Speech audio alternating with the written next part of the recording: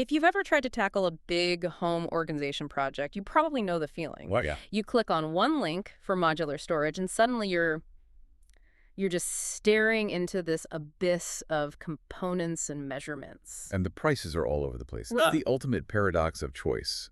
It's just distilled into particle board. It can be totally paralyzing. It really can. But today, we're offering you a bit of a shortcut. We've done a deep dive into one of the most successful and, frankly, most analyzed storage solutions on the market, the IKEA PAX system. And for this, our analysis wasn't just, reading the manuals.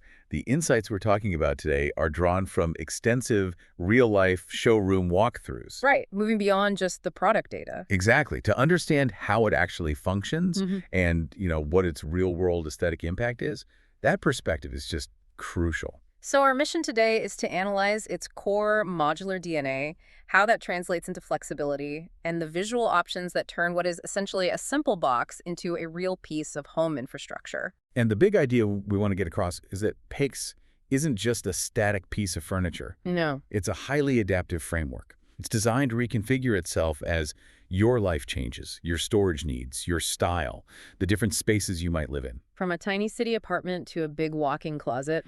Precisely. Mm-hmm. To get started, let's talk about the engineering foundation.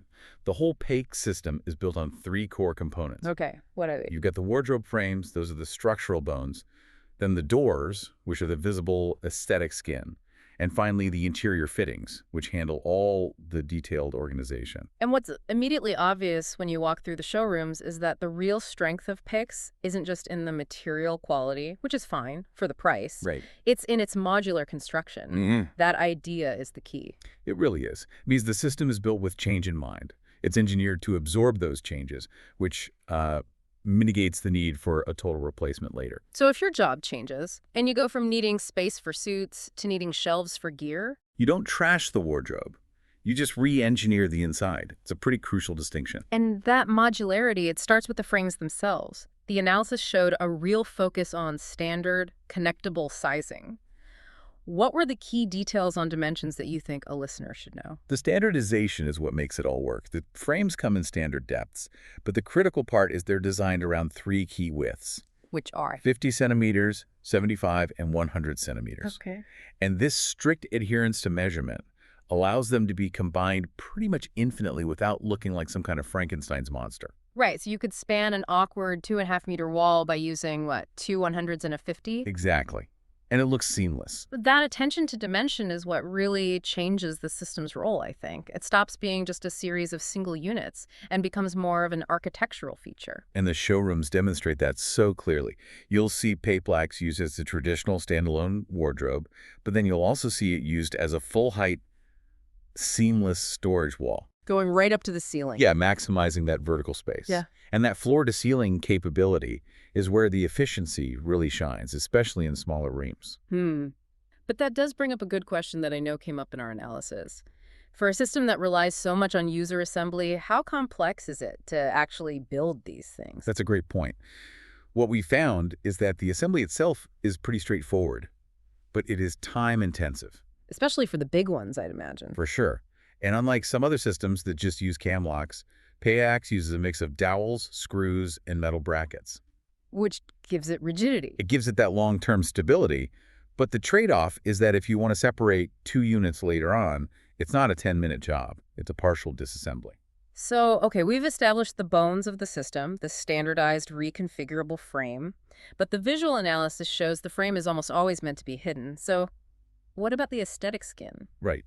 Let's unpack the look. If the frame is the foundation, then the door is. Well, it's the face of the entire operation. And the showroom is the best place to choose that face. The door choice, the finish, the style, whether it slides or hinges, it has this huge impact on the system's whole character. A colossal impact.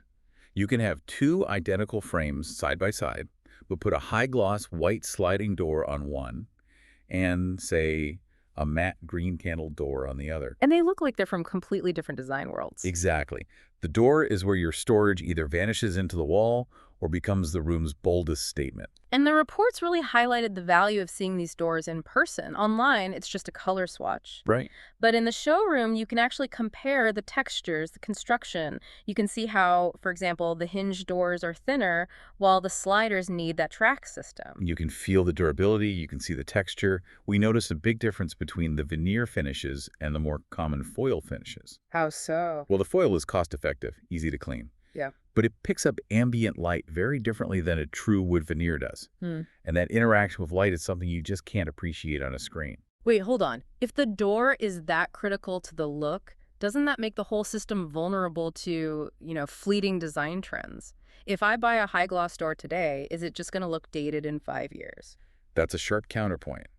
And the analysis actually addresses this in two ways. First, the vast majority of sales are for the timeless, neutral doors, white, black, mirrored. The safe bets. The safe bets, yeah. They act as a background canvas. But second, and this is where it gets really interesting, the system is so standardized that a whole ecosystem of third-party PAX hacking has emerged. Third-party hacking. Okay, now I'm intrigued. Yes. Because the frame dimensions are fixed and universally known, you have all these custom cabinet makers offering high-end bespoke facades, doors, side panels that are specifically sized to fit PAX frames. No way. So you can buy the functional guts from IKEA. And then later upgrade the visible exterior with designer-grade materials. Solid wood, custom colors, unique hardware, whatever you want. That's a massive insight. It insulates your core investment from aesthetic depreciation. You get the performance of custom joinery without the astronomical cost. So it frames the PAX structure as this permanent utility, and the doors are just this replaceable, flexible design element. Precisely. Now, moving past the frame and door, we need to talk about the system that does the actual work.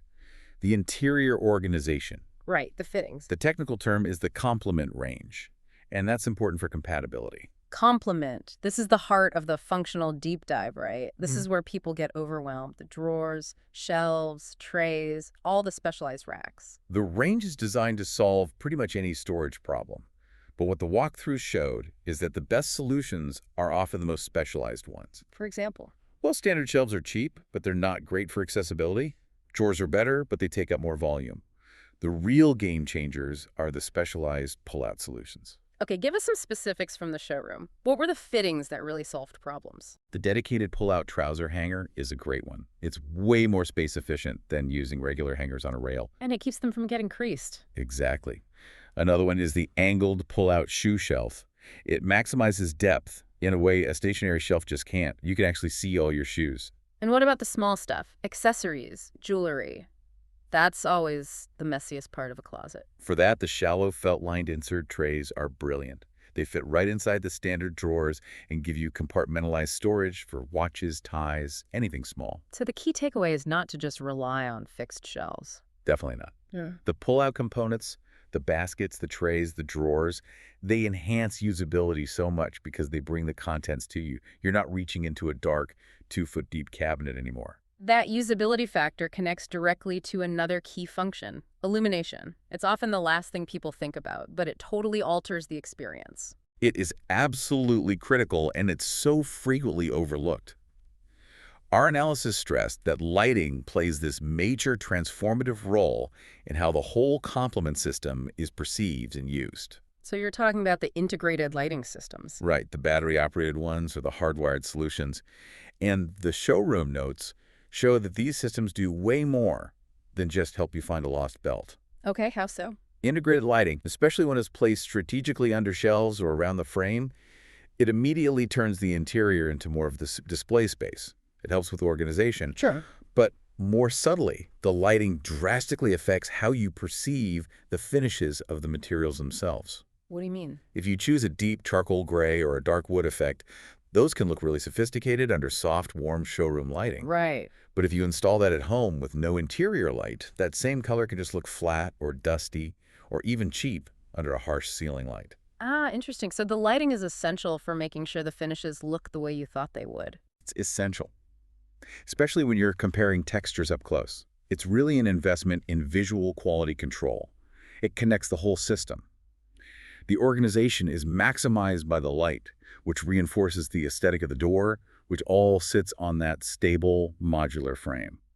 So let's bring all this together for you, the listener. After analyzing these showrooms, the engineering, who is pays ultimately for? It's designed for the person who needs flexibility, someone who knows their living situation and their storage needs aren't static. And it works just as well in a small apartment as it does in a large home. Equally well, in a small space, it's about using every centimeter of height.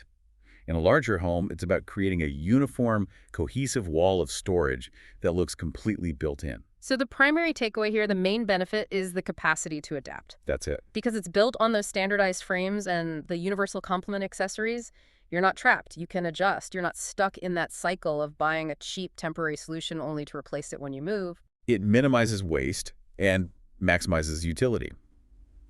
Our analysis really confirms that PAX is best understood not as just another piece of flat Mac furniture, but as an interior infrastructure investment. A framework. A framework where the layouts, doors, and interiors all work together to deliver storage that's functional and visually flexible for years, maybe even decades. It really is something you have to experience to fully grasp. We've covered the three key elements: the adaptable modular frames, the customizable doors that set the aesthetic, and the functional interiors, all viewed under the critical lens of real-world lighting. And as we wrap up, we want to leave you with one final provocative thought that came up again and again from the findings. The analysis showed that PAX is engineered to be endlessly adaptable, designed to reconfigure with you, not against you. Which raises an important question for you, the listener. If a piece of essential furniture is designed with a lifespan of infinite adaptation, does that fundamentally change how we should approach interior spending? Should we stop viewing storage as a temporary, decorative purchase and start treating its core structure as a permanent infrastructural investment, sort of like built-in shelving or a pantry, something to mull over until our next deep